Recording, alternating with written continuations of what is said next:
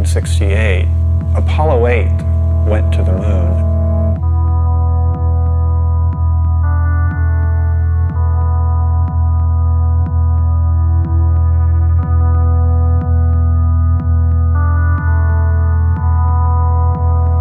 They didn't land, but they did circle the moon. And I was watching it on television, and at a certain point, one of the astronauts casually said, "We're going to turn the camera around and show you the Earth." And he did. And that was the first time I had ever seen the planet hanging in space like that. And it was profound. I think that for me, like for many other people, it was quite a shock. I don't think any of us had any expectations about how it would give us such a different perspective. I think the focus had been, we're going to the stars, we're going to the other planets, and suddenly we look back at ourselves and it seems to imply a new kind of self-awareness. One of the astronauts said, when we originally went to the moon, our total focus was on the moon. We weren't thinking about looking back at the Earth. But now that we've done it, that may well have been the most important reason we went.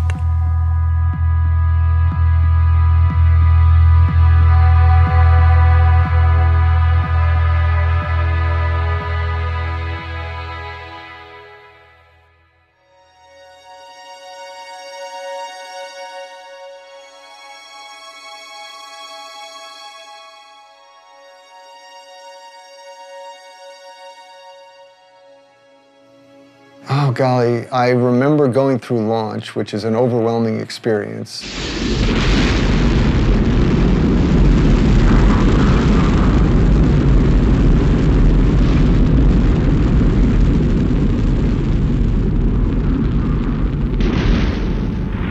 The engines cut off.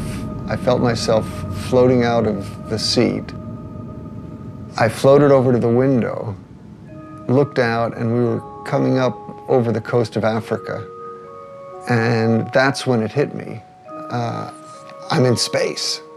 And, you know, I just got incredibly excited because it's something I had dreamed about since I was 6 years old. I think you start out with this idea of what it's going to be like. And then when you do finally look at the Earth for the first time, you're overwhelmed by how much more beautiful it really is when you see it for real. It's just like it's this dynamic, alive place that you see glowing all the time. It was truly incredible to be up there doing what I always wanted to do my whole life, and then to kind of glance back at our planet and see that view was just tremendous. I can only describe what I've seen. You know, looking down at the Earth and you see that line that separates day into night slowly moving across the planet.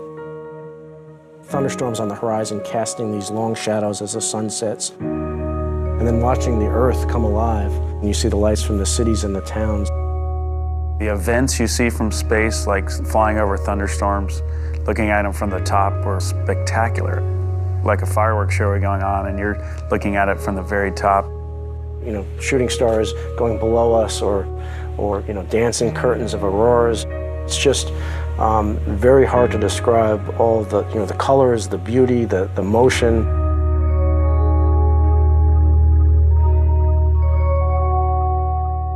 My job as lunar module pilot was to be responsible for the lunar module itself and responsible for the science on the moon. So when we started home, I had a little more time to look out the window than the other guys because most of my responsibilities were completed.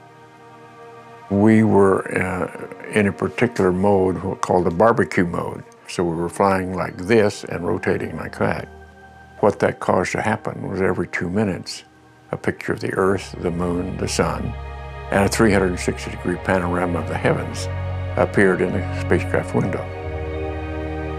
And I had studied astronomy, and I had studied cosmology, and fully understood that the molecules in my body, and the molecules in my partner's bodies, and in the spacecraft, had been prototyped in some ancient generation of stars.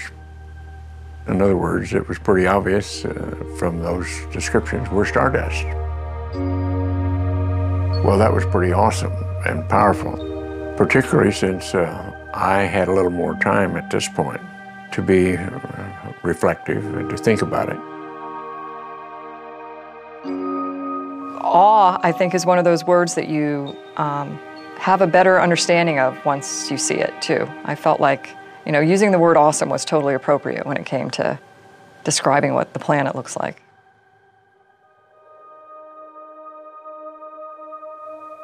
To have that experience of awe is, at least for the moment, to let go of yourself, to transcend the sense of separation. So it's not just that they were experiencing something other than them, but that they were at some very deep level integrating, realizing their interconnectedness with that beautiful blue-green ball. And this is why the astronauts, particularly in the International Space Station, often say that much of their free time is filled with what they call Earth gazing, just staring out at the Earth. They can stare for hours because the changing scenery, the interactivity of the biosphere, all of this has an incredible aesthetic impact. The beauty of seeing Earth as a planet, as opposed to being down here among it, is a wonderful experience to then start to get into what we call the big picture effect or the overview effect. I was flying cross country from the East Coast to the West Coast in the 1970s.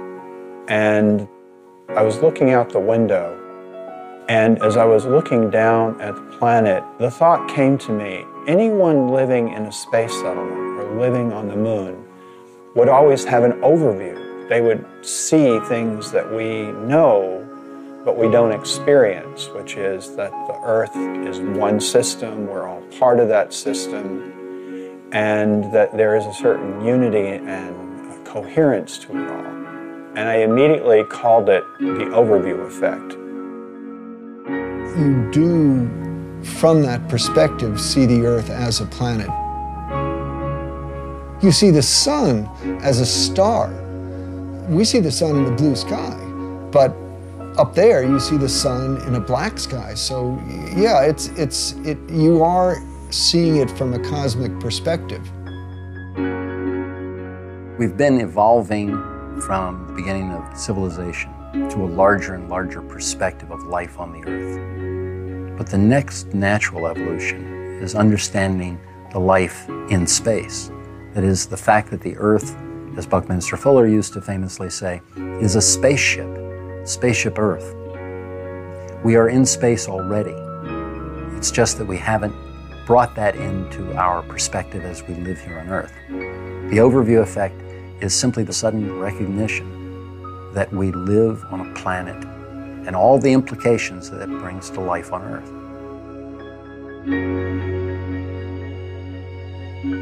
When we look down at the Earth from space, we see this amazing, indescribably beautiful planet. It looks like a living, breathing organism, but it also, at the same time, looks extremely fragile. Because you go outside on a clear day and it's the big blue sky, and it's like it goes on forever, right? And how could we possibly, put enough stuff into it to fill it up with things that really change it? And yet, you see it from space, and it's this thin line which is just barely hugging the surface of the planet.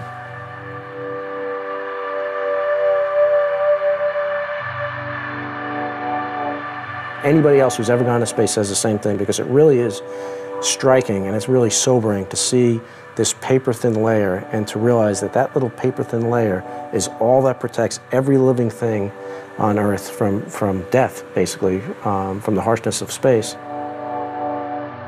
There's this very poetic concept that a lot of people express, that there are no boundaries from space. And I've heard a lot of my astronaut colleagues say that. Unfortunately, it's not true. You do see boundaries. They're mostly the result of human impact. You can see erosion, clear cutting of forests, and You know, it's a long litany of environmental impact that we've had on our planet, and that's something which, when you see it from a cosmic perspective, makes you really appreciate the concept of spaceship Earth. I mean, we're all here together.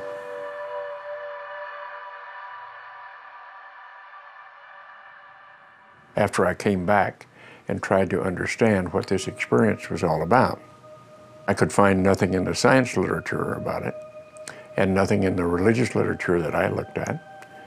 So I turned to the local university and asked them to help me with what I saw. And when they came back to me a few weeks later and said, well, in the ancient literature, we found a description called Salvakapa Samadhi. And they said that means that you see things as you see them with your eyes, but you experience them emotionally and viscerally as with ecstasy and a sense of total unity and oneness. And I said, well, that's exactly what the experience was.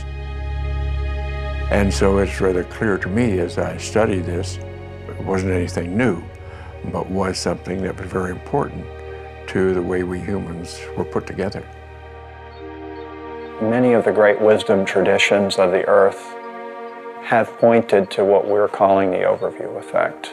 That is to say, they have realized this unity, this oneness of all life on earth and of consciousness and awareness. Within the Western tradition, I think it's quite new and quite shocking because there's been much more of a sense of separation.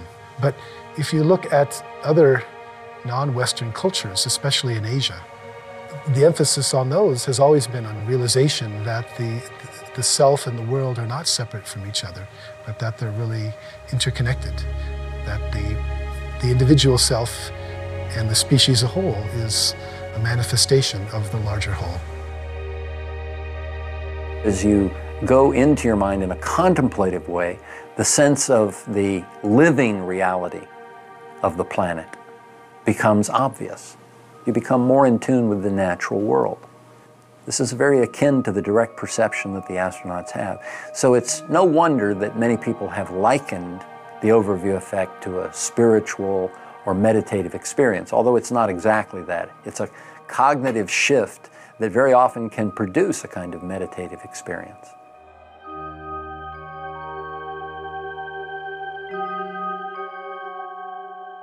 I'm sure we all interpret it somewhat differently. I know some of the fellows go right to a religious explanation.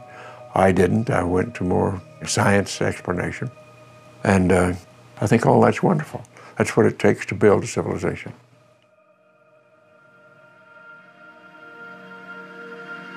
This view of the Earth from space, the whole Earth perspective, I think is the true symbol of this age.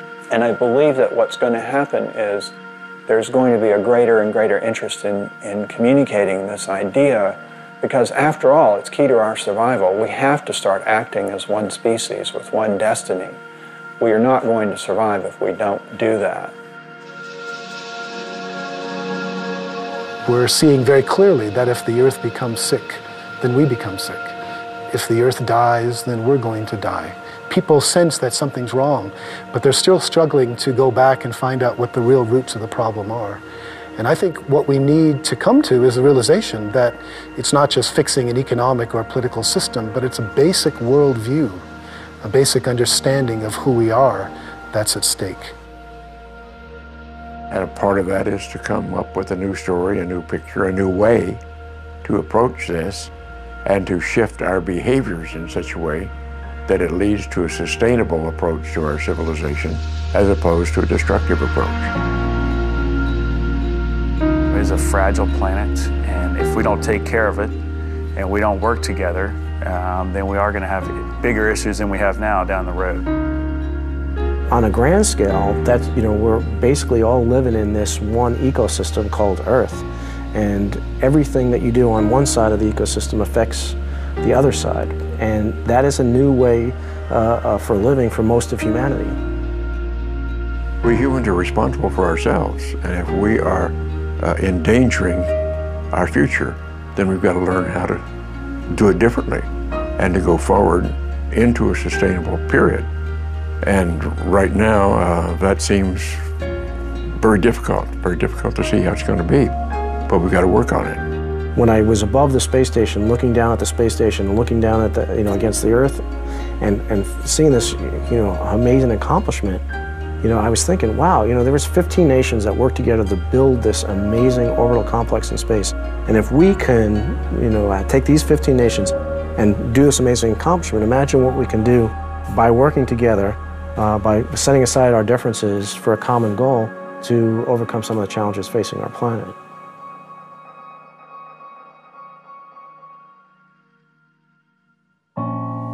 We have this connection to Earth. I mean, it's our home.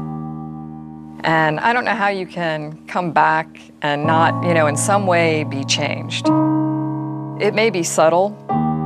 You see differences in, different people in the just general response when they come back from space. But I think collectively, everybody has that emblazoned on their memories, the way the planet looks. You can't take that lightly. It really, you realize that you've been blessed by the opportunity to see that. It really does look like this beautiful oasis out in the middle of nothingness. If you have a chance for your eyes to adjust and you can actually see the stars in the Milky Way, it's this oasis against the backdrop of infinity, of this just, enormous universe behind it. And it's, really a very moving experience to be able to see that with your eyes. You look back at it and it's placed perfectly from the sun to take care of us, and you kind of take that reverse roll on about, okay, well, we need to be taking care of it too, so that it can continue to do that for us. And I don't know how you can't have a greater appreciation for it after you see it that way.